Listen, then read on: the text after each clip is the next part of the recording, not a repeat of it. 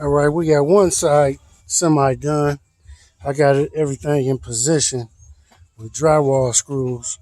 I know I gotta go get some galvanized screws like that there that withstand the rust, the water and shit. They won't rust out like these will.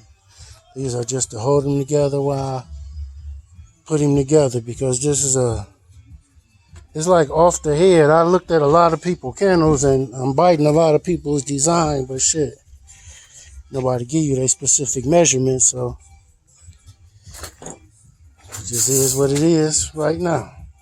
I gotta get some fencing nails, them shaped like a U, to get this on there nice and tidy and straight. And then on the other side, I gotta do a lot of measuring and cutting to customize one side.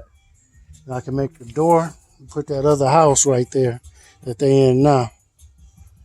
And later on, I'm gonna build one of them dual layer, double insulated joints. But right now, this is my progress. Dirty Glove Kennels, and we out.